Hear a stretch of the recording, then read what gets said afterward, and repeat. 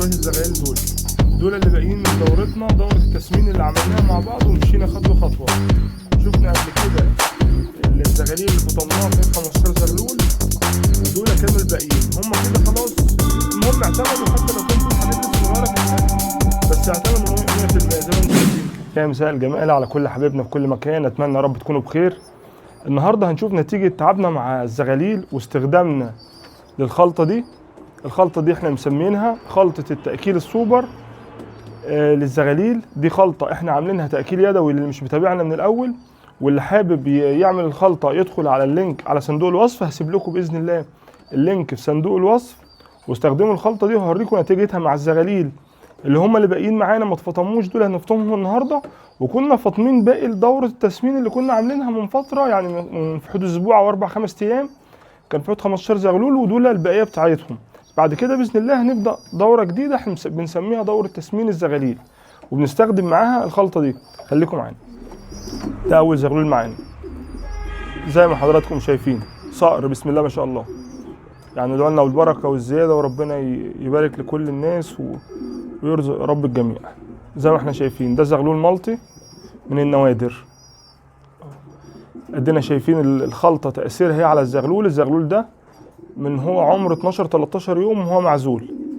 وبالنسبه للناس اللي بتقول الحمام ما بيطلعش بالنسبه للتاكيل اليدوي زي تاكيل الاهالي، الكلام ده صح لو كنا بنستخدم اكل تاني داخله غير علف الحمام، يعني او اكل الحمام. لكن احنا الخلطه دي كلها طبيعيه، وبالعكس كمان فيها حاجات احنا مش هنقدر نستخدمها للاهالي لانها بتبقى غاليه، زي العدس والسمسم والخميره وحاجات كتير قوي. يعني الحاجات اللي الخلطه اللي هنلاقي مكوناتها هنعرف برضو ان هي الخلطه دي مفيده زي ما احنا شايفين اهو. ادي الزغلول اهو. النهارده طبعا الزغلول ده خلاص هيعتمد، او هو اعتمد، هيدخل بقى خلاص مع الزغاليل المفطومه قبل كده. ادي الزغلول كمان، صقر كمان ملطي اهو زي ما احنا شايفين. ربنا يبارك لكم يا رب اهو.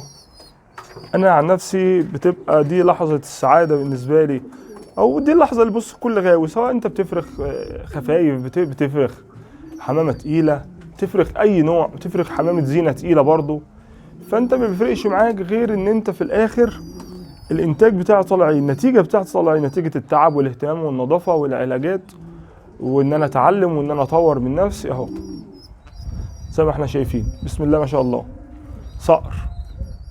وبالنسبه للناس اللي تسال دلوقتي الايام دي متابعاني كتير وبتسال على الزيادات بتاعه الملطي، احب اقول لكم بس يعني نستنى مع بعض شويه، لان انا في الايام اللي فاتت طلعت كل الزيادات اللي كانت موجوده، وحاليا انا باذن الله ربنا يكرم كده الفتره اللي جايه وانا هبتدي اعرض باذن الله شويه زيادات تاني. انا ما بعرضش غير شباب على وش شغل، ما بعرضش زغاليل عشان خاطر المناعه، وما بعرضش حمام شغال عشان يعني محدش يقعد يقول لي يعني فيها مش دي فيها مشكله والذكر ده في ايه. انا ما يعني بره عني الكلام ده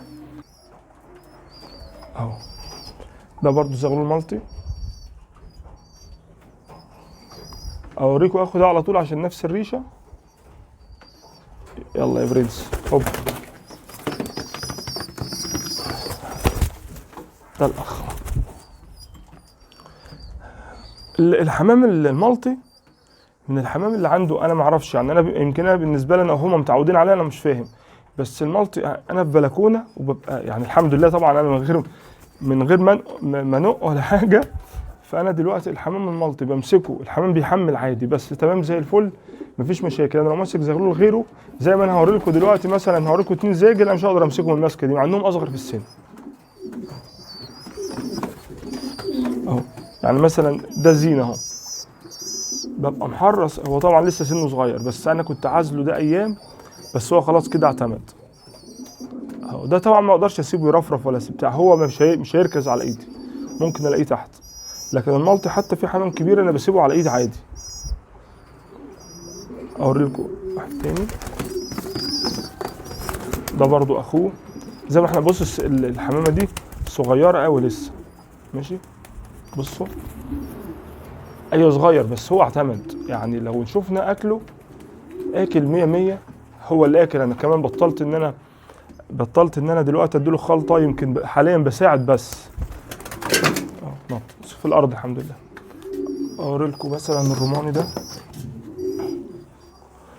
الروماني ده برضو نفس سن الزغلول ده اللي هو الزاجل، بس يعني بص لسه كساش ريش شايفين اهو.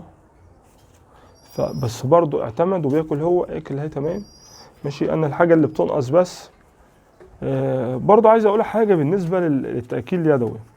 انا باكل كل حاجه، باكل يدوي وكل حاجه، بس انا برضو بعلم الحمام في سن صغير ياكل برضو، عشان حاجه بتساعدني ما تخلينيش افضل معود الحمام ان اجي افطم مثلا على سن 30 يوم اروح ابتدي اشيل فجاه بين يوم وليله. يعني النهارده اروح ابتدي خلاص اشيل الاكل الخلطه دي وابتدي احط له اكل عادي، فالحمام مثلا ممكن يقعد يوم او اتنين عبال ما يدوس في الاكل، فاليوم والاتنين دول بيخلي الحمام يخس. فانا ابتدي قبل ما افطم ابتدي اروح مقلل التاكيل بتاعي وازود لهم الاكل. يعني هم لسه بياكلوا اهو، بصوا المكالف اللي انا حاطها لهم ما فيهاش ولا احط لهم تاني هياكلوا، لان انا مثلا بقالي يومين ثلاثه انا بدوس عليهم في الحته دي. اوريكم برضه اخر زغلول.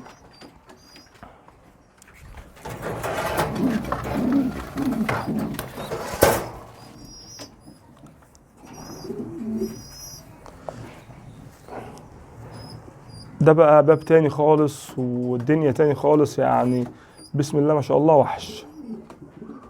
ربنا يبارك للجميع يا رب ويزيدكم وادعوا لنا بالبركه والزياده. زي ما احنا شايفين ده زغلول مدن امريكي، شايفين الزغلول عامل ازاي، لسه سنه صغير قوي اهو. انا معرض لكم الزغلول ده. الزغلول ده على فكره ما كانش من ضمن، ده للامانه ما كانش من ضمن الدوره بالتاكيد، بس الزغلول ده تحت الاهالي. بس انا اللي غاوي الباب ده انا بعرض له عشان خاطر يعرف، اكيد طبعا هيقدر المستوى. زغلول واخد حجم الكينج مع انه مدن امريكي. طبعا زي ما احنا شايفين التكشيره هتطلع عامله ازاي وهو نفسه جسمه ازاي، بس طبعا هو مفيهوش ديل اساسا يعني اهو. طبعا انا برضو يعني بعرضه لكم لان لو كان هيتفضم كنت هفطمه معاهم، لكن هو خلاص يعني لسه شويه معايا. ريش اصفر، هو اي نعم الاكل ده اكل كويس بس ده عشان تحت الاهالي وحدي، تحت الحضانه وحدي. طيب ده كده كان فيديو سريع، وبرضو ما ننساش اللايك لدعم القناه، وكل سنه وحضراتكم طيبين. انا طبعا عملت الفيديو بتاع امبارح الصبح عشان خاطر اعيد على كل الناس وكل حبايبي، واستنونا باذن الله في فيديو جديد.